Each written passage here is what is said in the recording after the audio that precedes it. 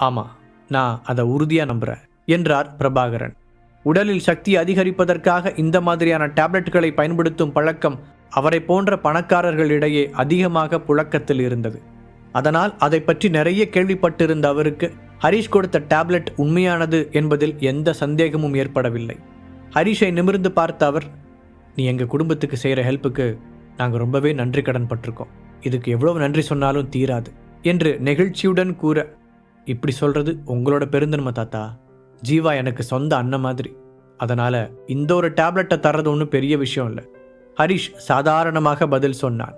உன்ன மாதிரி ஒரு தம்பி கிடைச்சதுக்கு என் பேரன் உண்மையிலேயே அதிர்ஷ்டம்தான் பண்ணியிருக்கணும் என்று மனதார கூறிய பிரபாகரன் ஜீவாவிடம் திரும்பி, இந்தா, டைம் வேஸ்ட் பண்ணாம இந்த டேப்லெட்டை போட்டுக்கோ, உன் ஃப்ரெண்டு உனக்காக கொடுத்துருக்கான் என்றார். உடனே அதை மறுத்து தலையாட்டிய ஜீவா, இல்லை தாத்தா, இந்த டேப்லெட் இப்போ என்னை விட உங்களுக்கு தான் தேவைன்னு தோணுது. நீங்கள் ரொம்ப நாளாகவே இந்த மாதிரி எக்ஸ்ட்ரா சப்ளிமெண்ட்ஸ் எதுவுமே எடுத்துக்கிறதில்ல. நான் காலேஜ் போனதுக்கப்புறம் உங்களுக்கு பிஸ்னஸில் அதிகமான வேலை இருக்கும்னு நினைக்கிறேன். ஸோ அது உங்களுக்கு ரொம்ப ஹெல்ப்ஃபுல்லாக இருக்கும் என்று கூறினான். அவர் மறுத்து தலையாட்ட, நான் இதை பற்றி கற்றுக்கிறதுக்காக தான் தாத்தா காலேஜே போக போகிறேன். அங்கே இது மாதிரி எனக்கு நிறைய டேப்லெட் கிடைக்கும் தாத்தா. ஸோ இப்போது இதை நீங்கள் சாப்பிடுங்க என்று அவரை வற்புறுத்தினான். பிரபாகரன் அதை மறுத்து ஏதோ கூற வர, எல்லாத்துக்கும் மேலே நீங்கள் தான் இந்த குடும்பத்தோட தலைவர் தாத்தா. நீங்கள் நல்லா இருந்தால் தான் இந்த குடும்பமும் நல்லா இருக்கும் சொன்ன ஜீவா அந்த மாத்திரையை வாங்காமல் அவருடைய கையில் வைத்தே மூடினான். ஆனால் ஜீவா அதை பற்றி மட்டும் கவலைப்படவில்லை. பிரபாகரனுக்கு வயதாகிவிட்டதால் அவர் உடல் நலத்தில் பிரச்சனைகள் ஏற்பட ஆரம்பித்திருந்தது. அதனால் இந்த மாத்திரை அவருடைய உடல்நிலையை மேம்படுத்த உதவலாம் என்று நினைத்தான். இதனால் இன்னும் பல ஆண்டுகள் அவனுடைய தாத்தாவை உயிரோடு வைத்திருக்க முடியும் என்ற பேராசை கூட அவனுக்குள் இருந்தது. உன் தாத்தா சொன்னா நீ கேட்க மாட்டியா ஜீவா? திடீரென்று பிரபாகரன் கோபப்படுவது போல நடித்தார். உண்மையில் அவருக்கு அந்த டேப்லெட்டை முயற்சி செய்து பார்க்க வேண்டும் என்ற எண்ணம் இருந்தது. ஆனால் தன்னை விட ஜீவாதான் இந்த குடும்பத்தின் எதிர்காலத்திற்கு முக்கியமானவன் என்று கருதினார். அதனால்தான் அந்த மாத்திரையை அவனுக்கே கொடுக்க முடிவு செய்தார். உங்க பேரன் சொன்னா நீங்க கேட்க மாட்டீங்களா தாத்தா என்று ஜீவா கூற, அந்த ஒரு மாத்திரையை வைத்து இருவரும் மாற்றி மாற்றி சண்டை போட்டு கொண்டிருந்தார்கள். அதை ரசித்து பார்த்தான் ஹரிஷ். ஜீவாவிற்கும் அவனுடைய தாத்தாவிற்கும் இடையில் இருக்கும் இந்த உறவு ஹரிஷுக்கு எப்போதுமே பிடித்தமான ஒன்று. அதனால் கொஞ்ச நேரம் அமைதியாக அவர்களை வேடிக்கை பார்த்தவன் பின்பு சிரித்து கொண்டே, ஐ திங்க் உங்களோட பிரச்சனைக்கு என்கிட்ட ஒரு சொல்யூஷன் இருக்குன்னு நினைக்கிறேன் என்று கூறினான். அவன் அப்படி என்ன செய்ய போகிறான் என்று எல்லோரும் ஆர்வமாக பார்க்க, பாக்கெட்டுக்குள் கைவிட்டு இன்னொரு பவர் பில்லை எடுத்து ஜீவாவிடம் நீட்டினான். அதை பார்த்து கண்களை விரித்த ஜீவா, ஹரிஷ் என்று ஏதோ சொல்ல வர தன் கையால் அவனுடைய வாயை மூடிய ஹரிஷ், ஏற்கனவே நீயும் உங்கள் தாத்தாவும் மாறி மாறி தேங்க்ஸ் சொல்லி என் காதில் ரத்தமே வருது. ஸோ அமைதியாக இந்த டேப்லெட் எடுத்துக்கோ, உனக்கு சீக்கிரமாக சரியானதானே நம்ம காலேஜில் போய் சேர முடியும் என்று முகத்தில் இருந்த சிரிப்பு மாறாமல் கூறினான். அதன் பிறகு அவன் சொன்னபடியே ஜீவாவும் அவனுடைய தாத்தாவும் ஆளுக்கு ஒரு டேப்லெட்டை எடுத்துக்கொள்ள அவர்கள் இருவரையும் அமைதியாக போய் படுக்கச் சொன்னான் ஹரிஷ். சரி திவ்யா, நீ ஜீவாவை உள்ள கூட்டிட்டு போ, நான் கிளம்புறேன் என்று ஹரிஷ் வாசலை பார்த்து திரும்பினான். ஒரு நிமிஷம் ஹரிஷ் என்று குரல் கேட்க அவன் திரும்பி பார்த்தான். ஜீவாவின் அந்த 2 சொந்தக்காரர்களும் வேகமாக எழுந்து அவனிடம் வந்தார்கள். சாரி ஹரிஷ், நாங்கள் அவசரப்பட்டு தப்பா பேசிட்டோம், எங்களை மன்னிச்சிரு என்று பாவமாக முகத்தை வைத்துக்கொண்டு கூறினார்கள். உங்களை மன்னிக்கிற அளவுக்கு நான் ஒன்றும் பெரிய ஆள் இல்லை என்று ஹரிஷ் எந்த உணர்ச்சியும் இன்றி கூறினான். திடீரென்று அவர்கள் எதற்காக இப்படி நல்லவர்கள் போல நடந்து கொள்கிறார்கள் என்பது அவனுக்கு நன்றாகவே புரிந்தது. இல்லை ஹரிஷ், அது என்று அவர்கள் இழுக்க கை உயர்த்தி அவர்களை தடுத்த ஹரிஷ், சாரிங்க, இப்போதைக்கு என்கிட்ட 2 டேப்லெட் தான் இருந்துச்சு, அது 2ஐயும் நான் அவங்களுக்கு கொடுத்துட்டேன். வேலை கிடைக்கும்போது உங்களுக்கு இதே மாதிரி புதுசாக தயாரித்து கொடுக்குறேன் என்று கூறினான். ஆனால் உண்மையில் அவர்களுக்கு இந்த டேப்லெட்டை கொடுக்க ஹரிஷுக்கு விருப்பமில்லை. ஹரிஷ் இந்த அடிப்படையான பவர் டேப்லெட்டுகளை கடந்து ரொம்ப தூரம் வந்து விட்டான். இப்போது அவனுக்கு அது தேவையே இல்லை. அதற்காக கேட்பவர்களுக்கெல்லாம் அந்த டேப்லெட்டை கொடுப்பது விபரீதத்தில் முடியலாம். அவர்கள் அவனை அவமானப்படுத்தியதையெல்லாம் ஹரிஷ் பெரிதாக நினைக்கவில்லை. ஆனால் அவர்கள் நடந்து கொண்ட விதத்திலேயே அவர்களுடைய குணம் என்ன என்பது ஹரிஷுக்கு புரிந்துவிட்டது. அவர்கள் யாரையாவது பழிவாங்குவதற்கு இந்த சக்தியை பயன்படுத்தினால் என்ன செய்வது என்று நினைத்தான். ஜீவாவின் அந்த உறவினர்களுக்கு ஹரிஷின் இந்த எண்ணம் தெரியாது என்பதால் தேங்க்ஸ் ஹரிஷ் என்று கூறினார்கள். தலையாட்டி விட்டு புறப்பட்ட ஹரிஷ் நேராக தன்னுடைய சீக்ரெட் பிளேஸிற்கு சென்றான். இங்கு கொஞ்ச நேரத்திலேயே ஜீவாவிற்கும் அவருடைய தாத்தாவிற்கும் அந்த டேப்லெட்டை சாப்பிட்ட பலன் தெரிந்தது. ஜீவாவால் நன்றாக கையை மடக்கி நீட்ட முடிந்தது. அவனை பார்க்க வந்த பிரபாகரன் பேரன் நன்றாக இருப்பதை பார்த்து மகிழ்ச்சி அடைந்தார். ஹரிஷின் மீதான தன் நம்பிக்கை வீண் போகவில்லை என்பதில் அவருக்கு சந்தோஷமாக இருந்தது. அதே நேரத்தில் தன்னுடைய லேபுக்கு சென்ற ஹரிஷ் 8 பவர் பில்களை தயாரித்து ஒரு டப்பாவில் போட்டுக்கொண்டான். அதன் பிறகு பொறுமையாக தியானா மீடியாவிற்கு கிளம்பி வந்தவன் நிகிதாவை அழைத்தான். தான் கையெழுத்து போடுவதற்காக காத்திருந்த ஃபைல்களை ஒவ்வொன்றாக பார்த்து கொண்டே, என்கிட்ட சொல்றதுக்கு ஏதாவது முக்கியமான விஷயம் இருக்கா நிகிதா என்று அவளிடம் கேட்டான். கம்பெனியை பொறுத்த வரைக்கும் இப்போ எந்த பிரச்சனையும் இல்லை சார், எல்லாமே நல்லா தான் போகுது. நீங்கள் அந்த யுவராஜ் பிரச்சனையை சரி பண்ணதிலிருந்து இப்போ நம்ம கம்பெனிக்கு நிறைய விளம்பரங்களும் கிடைக்கிது என்று சந்தோஷமாக கூறினாள். உண்மையிலேயே இது ரொம்ப நல்ல விஷயம்தான். சரி, நீங்கள் போய் உங்கள் வேலையை பாருங்க, நான் ஏதாவது தேவைன்னா கூப்பிட்றேன் என்ற ஹரிஷ் அடுத்த 4-5 மணி நேரங்கள் கம்பெனி வேலையில் மூழ்கி போனான். நிகிதா சொன்னது போலவே இப்போது கம்பெனியின் நிலைமை நல்லபடியாக முன்னேறி வந்து கொண்டிருந்தது. எல்லாவற்றையும் பார்த்து முடித்தவன் தீபக்கிற்கு ஃபோன் செய்து மற்ற நண்பர்களையும் அழைத்து கொண்டு தியானா மீடியாவிற்கு வரச் சொன்னான். ராஜேஸ்வரன் மாளிகையில் நடந்த அந்த பிரச்சனைக்கு பிறகு அவர்கள் எல்லோரும் ஒன்றாக சந்திக்கவே முடியவில்லை. இந்த முறை அவர்களை ஹரிஷ் அழைத்ததற்கு முக்கியமான காரணம் ஒன்று இருந்தது. அவர்கள் வந்த பிறகு அதை பற்றி பேசலாம் என்று முடிவு செய்தவன் கண்களை மூடி இருக்கையில் சாய்ந்தான். அடுத்த 1 மணி நேரத்தில் அவர்கள் 4வரும் உள்ளே நுழைய எதிரில் இருந்த சேர்களை காண்பித்து உட்காரச் சொன்னான் ஹரிஷ். என்ன விஷயம் ஹரிஷ், எதுக்காக எங்களை திடீர்னு கிளம்பி வர சொன்ன என்று ஐராதான் முதலில் பேச்சை ஆரம்பித்தாள். அதுக்கு முன்னாடி நான் உங்ககிட்டலாம் சாரி கேட்டுக்கிறேன். நியூயார்க்லேருந்து உங்களை கூட்டிகிட்டு வந்ததுக்கப்புறம் என்னால் உங்கள் கூட டைம் ஸ்பெண்ட் பண்ணவே முடியல. என்னை சுற்றி அடுத்தடுத்து சில பிரச்சனைகள் நடந்ததுனால அதை சரி பண்ணவே நேரம் சரியாக போச்சு. அதனால தான் உங்களை வந்து பார்க்கவே முடியல என்று விளக்கமளிக்கும் விதமாக கூறிய ஹரிஷ், உங்கள் காயமெல்லாம் ஆறிடுச்சா என அக்கறையுடன் கேட்டான். பரவாயில்ல ஹரிஷ், எங்களால் புரிஞ்சிக்க முடியுது. அப்புறம் எங்கள் காயமெல்லாம் எப்போவோ ஆறிடுச்சு.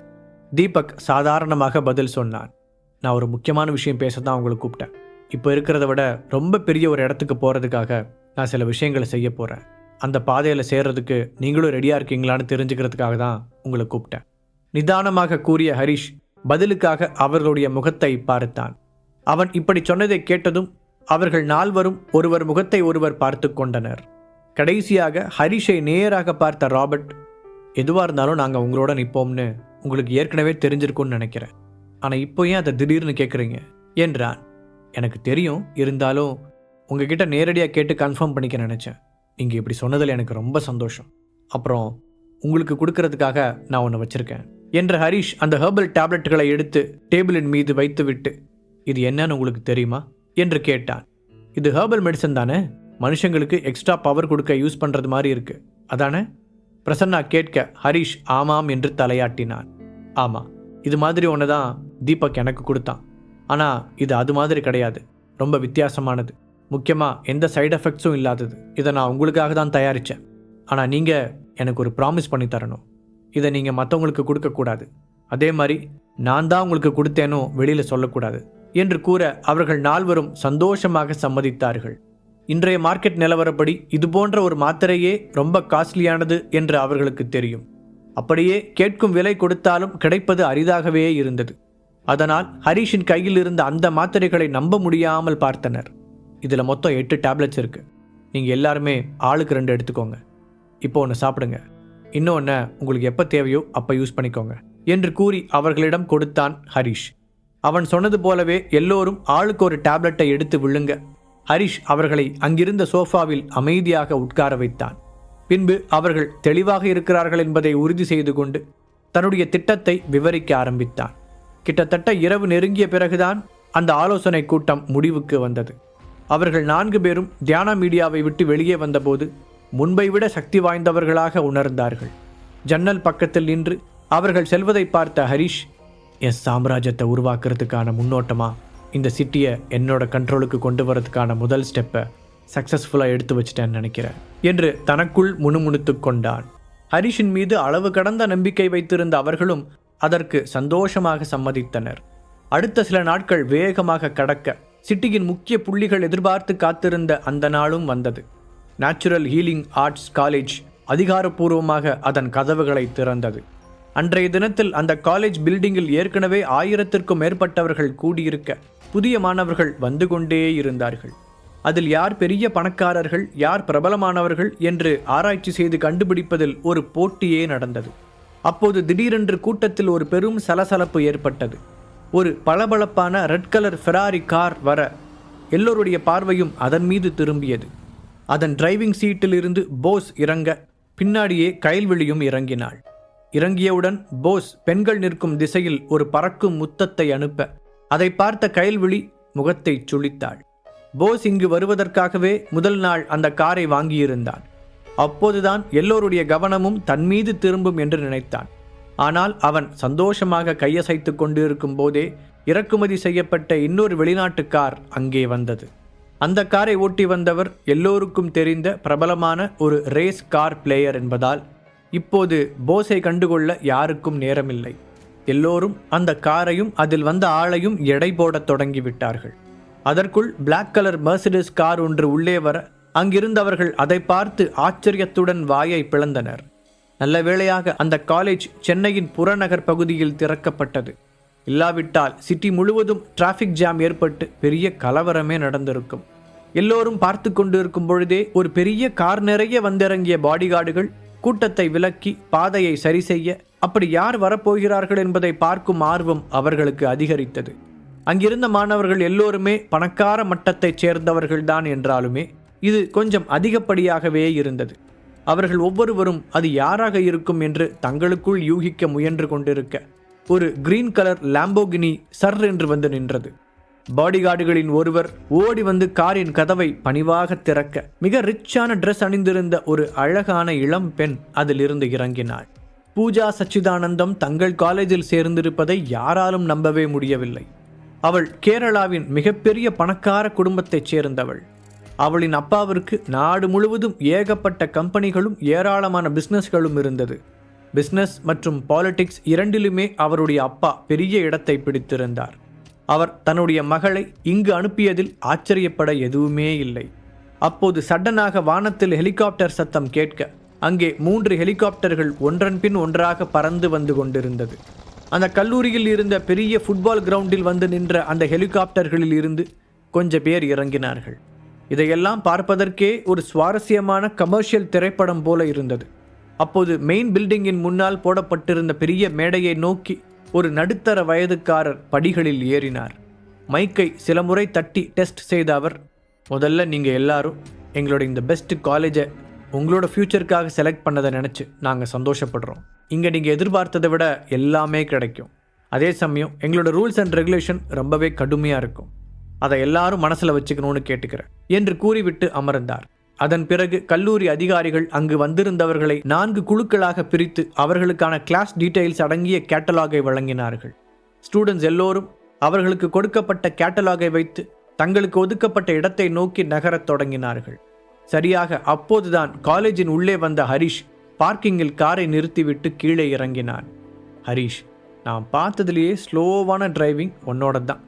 இந்த மாதிரி ஒரு ஸ்போர்ட்ஸ் கார் எப்படி உன்னால இவ்வளோ ஸ்லோவாக ஓட்டிட்டு வர முடிஞ்சுது என்று காரை விட்டு இறங்கும் போதே ஜீவா ஹரிஷை கிண்டல் செய்தான். நெக்ஸ்ட் டைம் வேணா நீ ஓட்ட, மெயின் ரோட் வழியாக வர வேண்டாம், சுற்றி போகலாம், அப்போ தான் டிராஃபிக் இல்லாமல் சீக்கிரமாக போய் சேர்ந்துடலான்னு ஐடியா சொன்னது நீ தானே. இப்போது மெயின் ரோட் வழியாக வரதை விட 1.5 மணி நேரம் அதிகமானது தான் மிச்சம். ஹரிஷ் சலித்து கொண்டே கூற, காலேஜை சிட்டியை விட்டு இவ்வளோ அவுட்டரில் கொண்டு வந்து கட்டி வைப்பாங்கன்னு நான் எனக்கு கனவா கண்டேன் என்று ஜீவா பதில் சொன்னான். அதற்குள் அங்கிருந்த கூட்டத்தை பார்த்த ஹரிஷ் மலைத்து போனான். என இவ்வளோ பேர் இருக்காங்க? வாய்விட்டு சொன்ன அவன் பேசாமல் திரும்பி போய்விடலாமா என்று கூட யோசித்தான். ஆஹா, ஆல்ரெடி எல்லாரும் வந்துட்டாங்க போல, நாம தான் லேட்டு. அங்கே பாரு, கிளாஸ் பிரித்து கேட்லாக் கொடுத்துட்ருக்காங்க. சீக்கிரம் வா, நம்ம கிளாஸ் என்னன்னு பார்ப்போம் சொன்ன ஜீவா ஹரிஷின் கைகளை இழுத்து கொண்டு வேகமாக நடக்க முயற்சித்தான். இப்போது அவனுக்கு ஓரளவு நன்றாகவே குணமாகி இருக்க பேலன்ஸ் கிடைப்பதற்காக ஒரு கையில் மட்டும் ஸ்டிக் இருந்தது. அதுவும் பேருக்குத்தான். பொறு ஜீவா, ஏற்கனவே அங்கே நெருக்கி அடிச்சுட்டு நின்றுட்டுருக்காங்க. நாம் கொஞ்சம் நிதானமாகவே போகலாம். முதல்ல அந்த கூட்டம் கலையட்டும். எப்படி இருந்தாலும் இன்றைக்கி ஃபர்ஸ்ட் டேங்கிறதுனால கிளாஸ் எதுவும் எடுக்க மாட்டாங்க. சும்மா அரேஞ்ச்மெண்ட்ஸ் மட்டும்தான் நடக்கும். ஸோ அவசரப்படாமல் மெதுவாகவே போகலாம் என்று ஹரிஷ் ஜீவாவை பிடித்து நிறுத்தினான். ஹரிஷின் கையை கெட்டியாக பிடித்து கொண்ட ஜீவா அவன் சொன்னது போலவே கொஞ்சம் மெதுவாக நடக்க ஆரம்பித்தான். அதற்குள் அவர்களுக்கான கிளாஸ் ரூம் பற்றிய விவரங்கள் அவர்களுடைய மொபைல் போன்களிலேயே மெசேஜ்களாக வந்து விழ ஹரிஷும் ஜீவாவும் அதை திறந்து பார்த்தனர். 2 பேருக்கும் ஒரே கிளாஸ் ரூம் வர ஜீவாவின் முகம் மலர்ந்தது. ஹரிஷ், நாம் நினச்ச மாதிரியே 2 பேருக்கும் ஒரே கிளாஸ் ரூம்டா உற்சாகமாக கூறியவன் ஹரிஷின் முதுகில் தட்டினான். என் கூட ஒரே கிளாஸ் வர்றது உனக்கு அவ்வளோ சந்தோஷமா இருக்கா? எதுக்கும் ஃபர்ஸ்ட் செமஸ்டர் வரைக்கும் வெயிட் பண்ணுவோம். அதுக்கப்புறமும் நீ இதே வார்த்தையை சொன்னேன்னா அப்போ நான் சந்தோஷப்படுறேன். கிண்டலாக சொன்ன ஹரிஷின் குரலிலும் ஜீவாவிடம் தெரிந்த அதே உற்சாகம் வெளிப்பட்டது. இதற்கிடையில் அங்கிருந்த பாதுகாப்பு ஏற்பாடுகளை கவனித்த ஹரிஷ், இங்க இவ்வளோ பலமாக காவல் போட்டிருக்கும் போது நான் எப்படி அந்த ஃபார்முலாவை திருட முடியும்? அந்த தலைவி என்ன நினைச்சுக்கிட்டு இந்த வேலையை நம்மகிட்ட கொடுத்தாங்க என்று யோசித்தான். அப்போது அவனுக்கு மிகவும் பரிச்சயமான குரல் ஒன்று பின்னால் இருந்து கேட்க வேகமாக திரும்பி பார்த்த ஹரிஷ் திகைத்து போனான். ஏனென்றால் அங்கு ஹரி என்று உற்சாகமாக அழைத்தபடி ஓடி வந்தது அவனுடைய ஆருயிர் மனைவி சந்தனா. இவங்க இங்க என்று அவன் அதிர்ச்சி அடையும் போதே அருகில் வந்திருந்த அவள், எப்படி இருந்தாலும் நீங்க வருவேன்னு எனக்கு தெரியும் ஹரி என்று அவனுடைய கைகளை பிடித்து கொண்டு சந்தோஷமாக கூறினாள். அதோடு வேகமாக அவனுடைய காதுக்கு பக்கத்தில் போய், ப்ளீஸ் ப்ளீஸ் என் மேலே கோவப்படாத, நான் ஏதோ கன்ஃபியூஷனில் அப்படிலாம் பண்ணிட்டேன், இனிமேல் சத்தியமாக அப்படிலாம் நடந்துக்க மாட்டேன், உன் மேலே ப்ராமிஸ் என்று பாவமாக முகத்தை வைத்து கொண்டு கூறினாள். ஹரிஷ் அவளுக்கு எந்த பதிலுமே சொல்லாமல் மௌனமாக நின்றான். அவனுடைய முகம் இறுக்கமாக கல் போன்று மாறியிருக்க அது சந்தனாவை அச்சுறுத்தியது. அதற்குள் சந்தனாவை பார்த்த ஜீவா, ஹாய் சந்தனா, நீ இங்கே வருவேன்னு எதிர்பார்க்கவே இல்லை, என்ன ஒரு சர்ப்ரைஸ் என்று சந்தோஷமாக வரவேற்றான். அவன் முகத்தில் சந்தனாவை பார்த்த உண்மையான மகிழ்ச்சி தெரிந்தது. அப்போதுதான் ஹரிஷின் பக்கத்தில் நின்றிருந்த ஜீவாவை கவனித்த சந்தனா அதிர்ச்சி அடைந்தாள். ஜீவா, இப்போ நீங்க நல்லா இருக்கீங்களா என்று கேட்டவளுக்கு அவன் இவ்வளவு சீக்கிரமாக குணமானதை நினைத்து திகைப்பாக இருந்தது. கடைசியாக ஹரிஷ் அவளை திட்டிவிட்டு சென்ற பிறகு குற்ற உணர்ச்சி தாங்க முடியாமல் ஹாஸ்பிட்டலுக்கு சென்று ஜீவாவை பற்றி விசாரித்தாள். அப்போதுதான் அவனுக்கு எந்த அளவுக்கு அடிபட்டு இருந்தது என்பது சந்தனாவிற்கு தெரிய வந்தது. ஹரிஷ் ஏன் அவ்வளவு கோபப்பட்டான் என்பதை புரிந்து கொண்டவளுக்கு அழுகைதான் வந்தது. எந்த முகத்தை வைத்துக்கொண்டு ஜீவாவை பார்ப்பதென்று சங்கடப்பட்டவள் அவனுடைய ரூமிற்கு செல்லாமலேயே திரும்பிவிட்டாள். அதையெல்லாம் நினைத்து பார்த்தவளுக்கு அந்த நிலைமையில் இருந்த ஜீவா இவ்வளவு சீக்கிரம் சரியாகி நடக்க ஆரம்பித்து விட்டான் என்பதை நம்பவே முடியவில்லை. நான் நல்லா இருக்கேன் சந்தனா, ஹரிஷ் கொடுத்த ஹெர்பல் டேப்லெட்ஸ் தான் என்னை இந்த அளவுக்கு சீக்கிரமாக குணமாக்குச்சு என்று தன் கைகளை வளைத்து காட்டியபடி பெருமையாக சொன்னான் ஜீவா. ஹரிஷ் கொடுத்த டேப்லெட்ஸ் ஜீவாவின் கை கால்களை சரிபடுத்தியது மட்டுமல்லாமல் அவனுடைய தழும்புகளையும் இல்லாமல் செய்திருந்தது. அவனை சங்கடத்துடன் பார்த்த சந்தனா, ரியலி சாரி ஜீவா, என்னால் தானே உங்களுக்கு இப்படி அடிபட்டுச்சு. அதுவும் இல்லாமல் அன்னைக்கு நான் உங்ககிட்ட ரொம்ப மரியாதை குறைவாக வேற நடந்துக்கிட்டேன், என்னை மன்னிச்சிருங்க என்று மனதார மன்னிப்பு கேட்டாள்.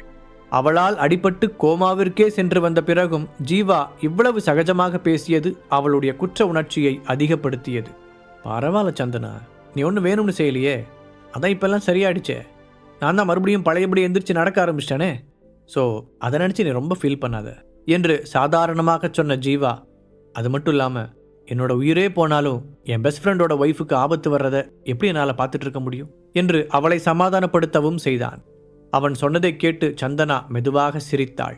ஆனாலும் ஹரிஷ் இன்னும் அவளை கண்டுகொள்ளாமல் முறைத்தபடி இருப்பதை பார்த்து அவளுக்கு கலக்கமாக இருந்தது. சந்தனா கடந்த சில நாட்களாகவே நிறைய விஷயங்களை பற்றி யோசித்து கொண்டிருந்தாள். ஹரிக்கு எப்படி திடீர்னு இவ்வளோ பெரிய பெரிய ஆளுங்களெல்லாம் தெரிய ஆரம்பிச்சது? அன்னைக்கு நரேந்திரன் கூட சண்டை போட எப்படி அவனால் அவ்வளோ ஆளுங்களை கூட்டிகிட்டு வர முடிஞ்சது? இதுக்கிடையில் அவன் ஏன் ஜெயிலுக்கு போனான்? அப்படி ரவுடி மாதிரி யார் கூடவோ ரோட்டில் சண்டை போடுற ஆளெல்லாம் கிடையாதே என்று அவளுக்குள் அடுக்கடுக்காக கேள்விகள் எழுந்தது. இருந்தாலும் இதற்கு பின்னாலெல்லாம் ஏதாவது ஒரு நியாயமான காரணம் இருக்கும் என்று நினைத்தவள் தான் அவசரப்பட்டு விட்டதை உணர்ந்தாள். ப்ளீஸ் ஹரிஷ், நான் செஞ்சது எல்லாமே தப்பு தான், எனக்கு புரியுது. இதுக்கு மேலே கண்டிப்பாக நான் இப்படிலாம் நடந்துக்கவே மாட்டேன்னு நான் இப்படி உங்ககிட்ட ப்ரூவ் பண்ணுறது என்று அவனுடைய கையை பிடித்து கொண்டு பரிதாபமாக கெஞ்சினாள். ஆனால் ஹரிஷோ அவளிடமிருந்து கையை விலக்கிக் கொண்டான். அவனுக்கு இந்த நிமிடம் வரை சந்தனாவின் மீது இருந்த கோபம் தீரவில்லை. சில வருடங்களுக்கு முன்னால் அவன் ராஜேஸ்வரன் குடும்பத்தில் இருந்து பிரிந்தபோது அவனுக்கு நெருக்கமான நண்பர்கள் என்று யாரும் இல்லை. தீபக், ஐரா என்று இருந்த சிலரிடமும் மொத்தமாக விலகியிருந்தான். இந்த சிச்சுவேஷனில் சந்தனாவை கல்யாணம் செய்து அவள் வீட்டிலேயே இருந்தபோது சுற்றியிருந்த எல்லோருமே அவனை இழிவாக பார்த்தனர். அவனோடு ஃப்ரெண்ட்ஷிப் வைத்துக் கொள்வது தங்களுக்கு அவமானம் என்று நினைத்தனர். அப்போது ஜீவாதான் முதல் முறையாக எந்த எதிர்பார்ப்பும் இல்லாமல் அவனோடு உண்மையான நட்புடன் பழகினான். அவனோடு பழகிய பிறகுதான் சகோதரன் என்ற வார்த்தைக்கான உண்மையான அர்த்தமே ஹரிஷுக்கு புரிந்தது. அவன் குடும்பம் தராத அன்பையும் அரவணைப்பையும் ஜீவா அவனுக்கு தந்திருந்தான். அப்படி இருக்கும்போது சந்தனாவின் அலட்சியத்தால் கிட்டத்தட்ட அந்த ஒரு சகோதரனையும் மொத்தமாக இழக்க இருந்தான். அன்றைக்கு அவன் அடைந்த மன உளைச்சலுக்கு அளவே இல்லை. அதிலிருந்து இன்னமும் கூட வெளியே வர முடியாததால் அவனால் சந்தனாவை மன்னித்து இயல்பாக ஏற்றுக்கொள்ள முடியவில்லை. ஹரிஷின் முகத்தை கவனித்த ஜீவா அவனுடைய மனதில் ஓடுவதை புரிந்து கொண்டான். அதனால் இருவருக்கும் தனிமை கொடுக்க நினைத்தவன் மெதுவாக அங்கிருந்து விலகிச் சென்றான். ஆனால் அதற்குள் அங்கு வந்த போஸ் ஹரிஷையும் சந்தனாவையும் பார்த்து கிண்டலாகச் சிரித்தான். ஆமா, நீங்க 2 பேரும் இங்க என்ன பண்றீங்க? ஏன் ஹரிஷ், உன்னோட ஒய்ஃபையும் வீட்டை விட்டு வெளியே அனுப்பிட்டதா கேள்விப்பட்டேன். பாவம், இப்போ சாப்பாட்டுக்கே கஷ்டமா இருக்குல்ல, அதான் உன் ஒய்ஃபை வேலைக்கு அனுப்பி வச்சு அந்த காசில் சொகுசா வாழ்றியா என்று நக்கலாக கேட்டான். போஸ், ஹரிஷ் கிட்ட தேவையில்லாமல் பிரச்சனை பண்ணக்கூடாதுன்னு உங்ககிட்ட ஏற்கனவே சொல்லியிருக்கேன்ல. கடுகடுப்பாக சொன்ன கைல்விழியின் முகம் போஸின் மீதான கோபத்தை வெளிப்படுத்தியது. அவள் காவல்துறையின் முக்கியமான போஸ்டிங்கில் இருந்ததால் ஹெர்பல் மெடிசன் போன்ற இயற்கை சார்ந்த விஷயங்களில் ஆர்வம் இருந்தபோதும் அவளால் காலேஜில் சேர முடியவில்லை. ஆனால் இன்று ஒரு நாள் லீவு கிடைக்க அவளுடைய ஃபியான்சியுடன் சேர்ந்து காலேஜுக்கு வந்திருந்தாள். கயல், நீ எப்போ பார்த்தாலும் ஏன் அவனுக்கு சப்போர்ட்டாகவே பேசிகிட்டு இருக்கான்னு புரியல. அப்படி என்னதான் இருக்கு அவன்கிட்ட? முதல்ல எந்த தைரியத்தில் இவன்லாம் இந்த காலேஜுக்கு வந்தான்? இவனுக்கெல்லாம் எப்படி இங்கே அட்மிஷன் தருவாங்க என்று முகத்தை சுளித்து கொண்டே கூறினான் போஸ். அவன் சத்தமாக பேசுவதை கேட்டு இன்னும் சிலரும் ஹரிஷை திரும்பி பார்த்தனர். பின்பு போஸ் பேசியதை வைத்து தங்களுக்குள் கிசுகிசுக்க தொடங்கினார்கள். போஸ் சொல்கிறதும் கரெக்டு தான். இவனை மாதிரி எந்த பேக்ரவுண்டுமே இல்லாத ஒருத்தனை எப்படி இந்த காலேஜுக்குள்ளே அலோவ் பண்ணாங்க? அதுவும் அந்த ஜீவன் பிரபாகரன் இவன் கூட க்ளோஸ் ஃப்ரெண்டாக இருக்கிறத நினச்சா எனக்கு ரொம்ப ஆச்சரியமாக இருக்குது என்று அவர்கள் முணுமுணுப்பாக பேசிக்கொள்ள அது ஹரிஷின் காதிலும் விழுந்தது. ஆனால் அதையெல்லாம் புறக்கணித்த ஹரிஷ் திரும்பி போஸை நேருக்கு நேராக பார்த்தான். நான் இந்த காலேஜில் படிக்கிறதுல உனக்கு என்ன பிரச்சனை? நீ ஒன்று எனக்கு சீட்டு வாங்கி தரல, அப்புறம் ஏன்டா வயிறு எறிகிற? உன்னால் முடிஞ்சா என்னை இந்த காலேஜை விட்டு வெளியே அனுப்பிப்பாரு, இல்லைன்னா ஒழுங்கு மரியாதையாக உன் வேலை என்னவோ அதை மட்டும் பார்த்துட்டு போ என்று முகத்தில் அடித்தது போல பதில் சொன்னான். ஹரிஷ் சொன்னதை கேட்டு ஆத்திரமடைந்த போஸ், ஆஃப்டர் ஆல் ஒரு லோ கிளாஸ் பையன் நீ எந்த தைரியத்தில் என்கிட்ட இப்படி பேசுகிற என்று எகிரிக்கொண்டு வர, போஸ் நீ இன்னும் திருந்தலையா? உனக்கு எத்தனை வாங்கினாலும் பத்தாதா என்று அவனுக்கு பக்கத்தில் இருந்து கம்பீரமான ஒரு குரல் கேட்டது. அங்கு ஒரு கையில் ஸ்டிக்கை பிடித்தபடி கோபமாக நின்று கொண்டிருந்தான் ஜீவா. ஹரிஷுக்கும் சந்தனாவுக்கும் தனிமை வேண்டும் என்று விலகி போன அவன் போஸ் கத்திக் கொண்டிருப்பதை பார்த்து திரும்பி வந்திருந்தான். நிதானமாக போஸை நெருங்கி வந்த ஜீவா அவனுடைய கன்னத்தில் ஓங்கி அறைந்தான். அதை பார்த்து அங்கிருந்த எல்லோரும் அதிர்ச்சி அடைய போஸின் முகம் அவமானத்தில் சிவந்தது. கன்னத்தை பிடித்துக்கொண்டே ஜீவாவை தயக்கத்துடன் பார்த்தவன், ஜீவா, நான் உங்ககிட்ட பேசல, இந்த இடியட் ஹரிஷ் கிட்ட தான் பேசிகிட்டு இருந்தேன் என்று மெதுவாக சொன்னான். ஹரிஷ் என்னோட தம்பி மாதிரின்னு நான் ஆல்ரெடி பல தடவை உங்ககிட்ட சொல்லிட்டேன். அதுக்கப்புறமும் நீ அவங்ககிட்ட பிரச்சனை பண்ணா அது என்கிட்ட பண்ணுற மாதிரி தான் என கோபம் குறையாமல் சொன்ன ஜீவா போஸின் நெஞ்சில் கை வைத்து தள்ளினான். அதையெல்லாம் வேடிக்கை பார்த்து கொண்டிருந்த மற்ற ஸ்டூடெண்ட்ஸ் யாரும் போஸை காப்பாற்ற முன்வரவில்லை. ஜீவாவை பற்றி முன்பே அறிந்தவர்களுக்கு அவனுடைய கோபத்தை பற்றியும் நன்றாகவே தெரியும். அவனுடைய கோபம் தங்கள் மேல் திரும்புவதை அவர்கள் யாரும் விரும்பவில்லை. அப்போதும் ஜீவா ஆத்திரம் அடங்காமல் மீண்டும் போஸை அடிக்கப் போக ஹரிஷ் அவனை தடுத்து நிறுத்தினான். நாய் கொலைக்குதுங்கிறதுக்காக நாமளும் திரும்ப கொலைக்கணும்னு அவசியம் இல்லை ஜீவா. இந்த மாதிரி ஒருத்தன் கூட சண்டை போடுறது நமக்கு தான் அவமானம். நான் அவனுக்கு ஒரு சின்ன பாடத்தை கற்றுக் கொடுக்குறேன் என்ற ஹரிஷ் எழுந்திருக்க முயற்சி செய்து கொண்டிருந்த போஸின் இடுப்பில் ஒரு உதை விட்டான். இதனால் போஸ் மறுபடியும் கீழே உருண்டு விழ, சாரி போஸ், என்னன்னு தெரியல, இப்போல்லாம் அடிக்கடி என்னோட கால் வலிக்குது, அதனால் லேசாக உதறினேன், அது ஓ மேலே பட்டுருச்சு என்று கேலியாக சொன்ன ஹரிஷ் அவனை அலட்சியமாக பார்த்தான். நீங்கள் 2 பேரும் நெருப்போட விளையாடிக்கிட்டு இருக்கீங்க போஸ் பல்லை கடித்தபடி கூற அதை கேட்டு ஜீவாவும் ஹரிஷும் சத்தமாக சிரித்தனர். அப்போ தண்ணி ஊற்றி அணைச்சிட வேண்டியதானே ஜீவா கிண்டலாக கூற அதை கேட்டு அங்கிருந்தவர்களும் சேர்ந்து சிரிக்க போஸின் முகம் கருத்தது. கைல்விழியால் அதற்கு மேல் பொறுத்து கொள்ள முடியவில்லை. கீழே கிடந்த போஸை எழுப்பி தனக்கு பின்னால் நிறுத்தி கொண்டவள், ஹரிஷ், ஜீவா, நீங்கள் 2 பேரும் பப்ளிக் பிளேஸில் இப்படி தான் நடந்துக்குவீங்களா? போதும், இதோட நிறுத்திக்கோங்க என்று எச்சரிப்பது போல கூறினாள். அவளுடைய பார்வை ஜீவாவை எரித்தது. கயலும் ஜீவாவும் பரம எதிரிகள் என்பது ஒரு சிலருக்கு மட்டுமே தெரியும். எல்லோரும் சேர்ந்து ட்ரிப்புக்கு போன போது கூட ஜீவாவிடம் ஒரு வார்த்தை கூட பேசவில்லை. பிஸ்னஸ் மேனான ஜீவா சரி தவறு என்பதை தாண்டி அவனுடைய பிஸ்னஸ்க்காக சில விஷயங்களை செய்ய அது போலீஸான கைல்விழியின் பார்வையில் தவறாக தெரிந்தது. அதனால் ஆரம்பத்திலிருந்து அவர்கள் இருவருக்கும் ஏதாவது உரசல் ஏற்பட்டு கொண்டே இருக்க ஜீவாவை பற்றி கைல்விழியின் மனதில் ஒரு தவறான பிம்பம் உருவாகியிருந்தது. அவளை பொறுத்தவரை ஜீவா போலீஸுக்கு தலைவலியை ஏற்படுத்தும் ஒரு பணக்கார பிஸ்னஸ் மேன். அதுவே அவள் ஜீவாவை வெறுக்க காரணமாகவும் இருந்தது. அவர்கள் இருவருக்கும் இடையில் இருந்த புகைச்சலை இதுவரை பொது இடங்களில் காட்டிக்கொள்ளாமல் இருந்ததால் ஹரிஷுக்கு கூட அதை பற்றி தெரியவில்லை. அதோடு ஜீவா புத்திசாலியாக இருந்ததால் கயல்விழி அவனை கைது செய்ய முயற்சித்த போதெல்லாம் அவன் சாமர்த்தியமாக தப்பித்து கொண்டான். அது கயல்விழியின் ஈகோவை ரொம்பவே பாதித்தது. இதை பற்றியெல்லாம் தெரியாத ஹரிஷ் கயல்விழி ஜீவாவை முறைப்பதை பார்த்து கோபமடைந்தான். அதனால் அவளை நேருக்கு நேராக பார்த்தவன், ஏசிபி மேடம், இந்த போஸ் உங்களோட வருங்கால ஹஸ்பண்டுங்கிறதுக்காக இப்படி பாரபட்சமாக நடந்துக்காதீங்க. முழு கதையையும் கேட்டு மகிழ பாக்கெட் FM ஆப்பை டவுன்லோட் செய்யுங்கள். லிங்க் டிஸ்கிரிப்ஷனில் கொடுக்கப்பட்டுள்ளது.